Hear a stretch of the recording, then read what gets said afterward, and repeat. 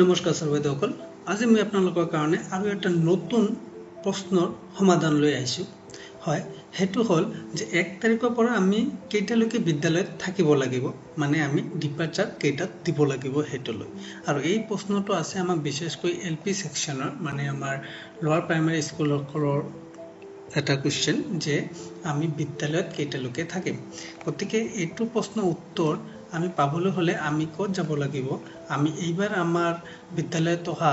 যেটো শৈক্ষিক দিনপঞ্জী আছে এই শৈক্ষিক দিনপঞ্জীখন আমি অলপ ভালকে এনালাইসিস কৰিব লাগিব অলপ চাব লাগিব গতিকে ইয়াত কি আছে সেই বস্তুবোৰ আমি অলপ চালেহে আমি গম পাম যে আমি কেইটালৈকে বিদ্যালয়ত থাকিব লাগিব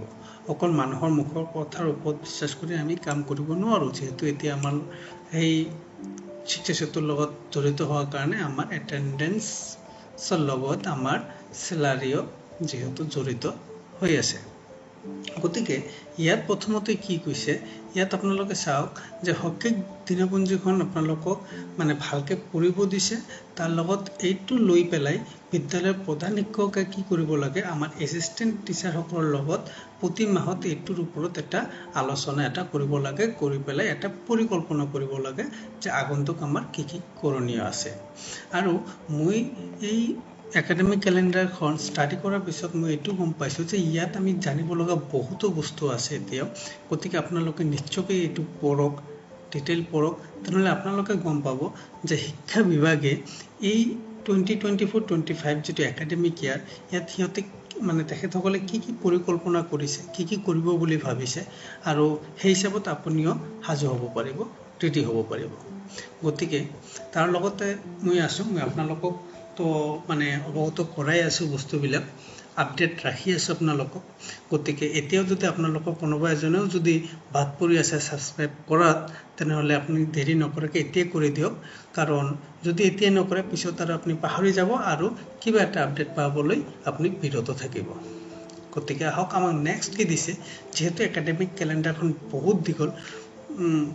গতিকে ইমানখিনি আপোনালোকৰ লগত আলোচনা নকৰো জাস্ট ইম্পৰ্টেন্ট কেইটামান বস্তু আপোনালোকৰ লগত আলোচনা কৰিম গতিকে ইয়াত চাওক কি কৈছে বিদ্যালয়ৰ সময়সূচী দিছে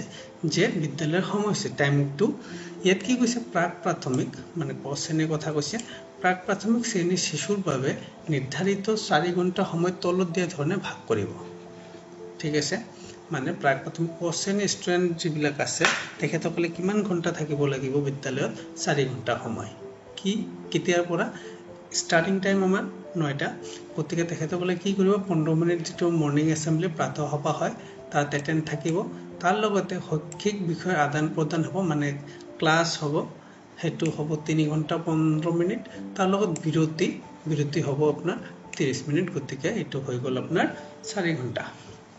এটো প্ৰাক প্ৰাথমিকৰ কাৰণে এতিয়া আহো আমি অন্য শ্ৰেণীৰ ছাত্ৰ ছাত্ৰী সকলে কেই ঘণ্টা থাকিব লাগিব 6 ঘণ্টা 25 মিনিট কেতিয়াৰ পৰা 9টা বজাৰ পৰা 3টা 25 বজালৈ বিদ্যালয়ত থাকিব লাগিব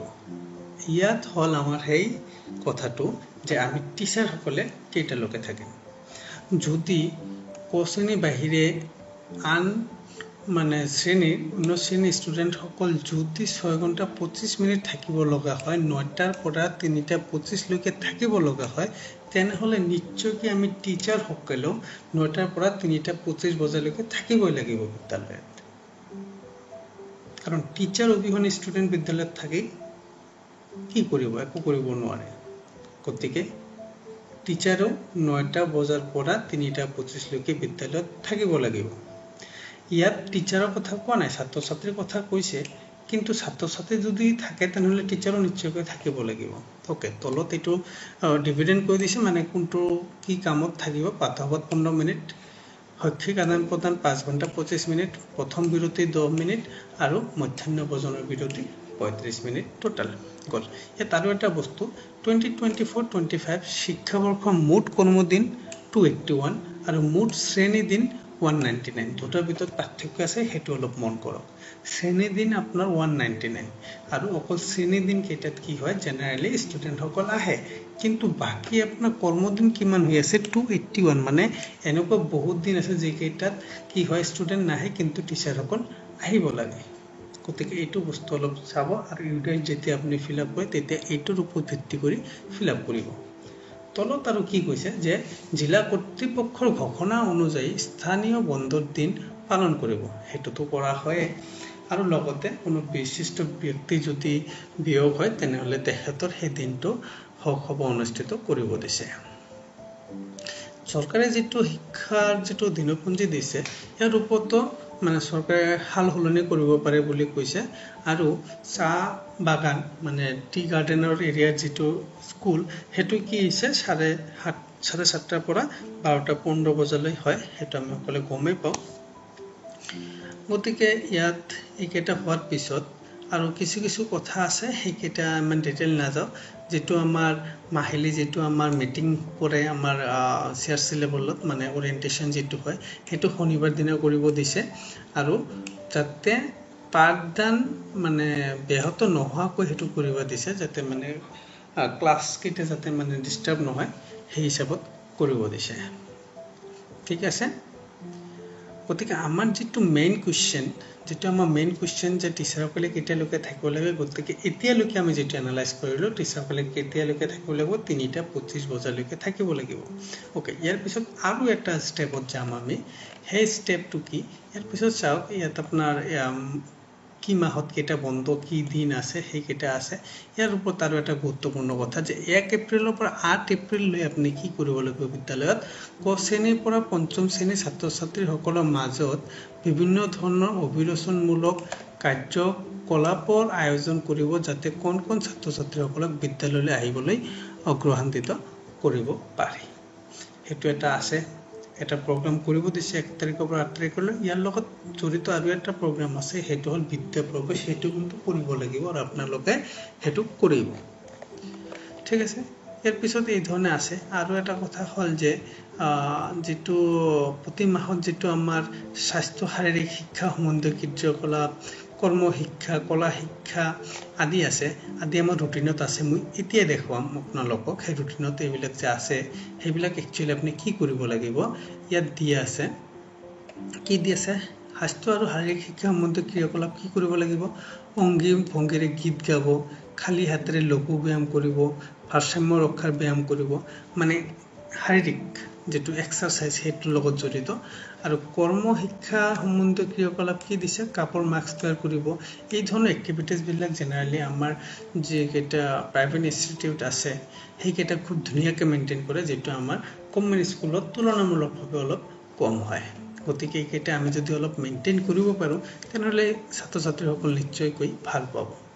আৰু লগত কলা শিক্ষা এবিলাকৰ ওপৰতো কিছু দিছে এবিলাক আপোনালোকে অলপ চাই লব ভালকে একাডেমিক ক্যালেন্ডাৰখন যেহেতু এটো পিডিএফ আকাৰত আহি গৈছে গতিকে আপোনালোকে মোবাইলতো অলপ টাইম লৈ এটো ভালকে চাব পাৰিব যদি চাই তেনেহলে বহুতো বস্তু আছে ইয়াত শিকিব লগা ওকে এতিয়া আমি লাষ্টত আহি যাও বাকিবিলাক আপোনালোকে চাই লব আৰু ইয়াত বহুতো বস্তু আছে জানিব লগা সেইকেইটা লাহে লাহে আমি চাম আৰু যদি কেতিয়াবা নিৰ্দেশনা অলপ কম আহে সেই মিডিলত মানে সেই চান্সত মই আপোনালোকক ইয়াৰ পৰা কিছু আৰু গুৰুত্বপূৰ্ণ বস্তু আপোনালোকৰ মাজত লৈ আহিম গতিকে যদি ভিডিওটো আপোনালোকৰ কাৰণে উপযোগী বুলি ভাবি আছে তেনেহলে ভিডিওটো লাইক কৰি দিয়ক আপোনালোকৰ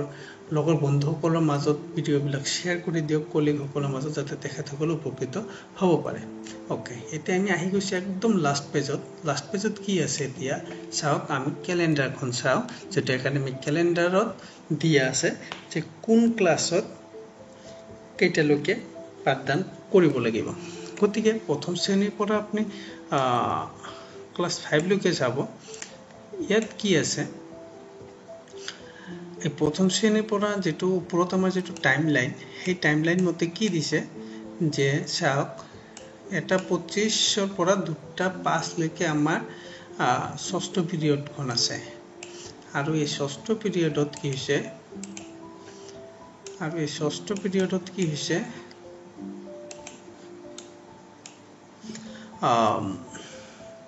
এই ষষ্ঠ পিৰিয়ড লৈকে 2:05 বাজি গল এতিয়া 2:05 ৰ পৰা যেটো আমাৰ দিয়া আছে হেতুত কি আছে সপ্তম পিৰিয়ডত আৰু অষ্টম পিৰিয়ডত এই সময়ছোৱাত প্ৰথমৰ পৰা পঞ্চম শ্ৰেণীলৈ ইচ্ছুক ছাত্ৰ ছাত্ৰীয়ে সবিজ্ঞানিক বিষয়সমূহৰ অভ্যাসনৰ বাবে বিদ্যালয়ত থাকিব পাৰিব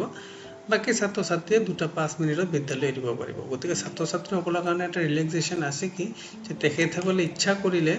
কি কৰিব পাৰিব বিদ্যালয়ৰ পৰা যাব পাৰিব যদি মানে এই যেটো সহবিদ্যাৰ্থী যেটো আছে আমাৰ কাৰ্যকলাপ আছে হেতু যদি তেখেতসকলে থাকিব নিবিচাৰে তেনেহলে তেখেতসকলে 2:05 বজাত ছাত্ৰ-ছাত্ৰীসকল 2:05 বজাত বিদ্যালয় এৰিব পাৰিব কিন্তু ইয়াত টিচাৰসকলৰ কথা কোৱা নাই আৰু যেহেতু আগত যেটো চাইছিলো যে ছাত্ৰ-ছাত্ৰীসকলে 3:25 লৈকে থাকিব লাগিব বিদ্যালয়ত সেই হিচাপত আপোনালোকে নিজে অলপ বুজি লওক যে আপোনালোকক 3:25 লৈকে থাকিব লাগিব কিন্তু ইয়াত এটা কথা হল যে এইবিলাক কিছু ইস্যু আছে যিবিলাক মানে আমাক ক্লিয়াৰিফিকেশন এতিয়ালৈকে কৰা নাই ক্লিয়াৰলি কোৱা নাই কিছু কিছু জিলা চাইছিলো দেখা গৈছিলে যে ডিঅৰ তৰফৰ পৰা হেতু নিৰ্দেশনা দিছিলে যে কেইটাৰ পৰা কেইটালৈকে থাকিব লাগিব গতিকে আপোনালোকে ভিডিওটো অলপ এই ধৰণে শেয়াৰ কৰক যাতে আমাৰ